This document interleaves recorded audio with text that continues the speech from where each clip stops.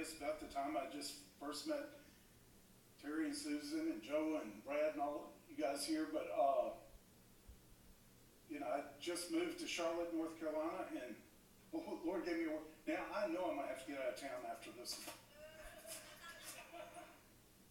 But he said Amway understood the kingdom better than most of his people. Now, I'm not in Amway. I'm not trying to sign you up for anything.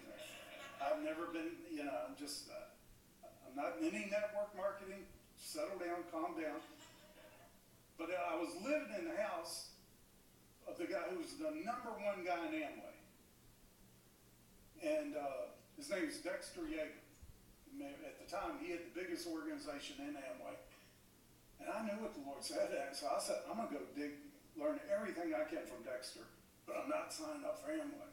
And I'm not. But one thing, Dexter is one of the most remarkable people I've ever met. We used to get together, he and my wife and I, and he and his wife Bertie, and get together every now and then. But I've never seen anyone who treated people the way he did. Every restaurant we went into, every waiter and every waitress was like the most important person on the planet. He really meant it too. And he told me one time, he said only about 1% of people can ever make it in Amway or network marketing. He said, we know that. He said, but we never know who that 1% is. The ones we think are surefire hit, they always bomb. The ones we have no hope for are the ones who become these diamonds or double diamonds. And he said, we've never figured it out, so the only thing we can do is treat everybody as if they're going to be the next double diamond. What would happen if we start treating each other according to their potential? And everyone has that potential. Didn't Jesus say, as you do to the least of his little ones, you've done it to him?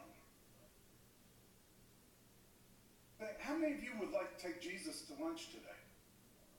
If you could take Jesus himself to lunch, every one of us can do that. Now, I'm trying to lay a foundation for koinonia.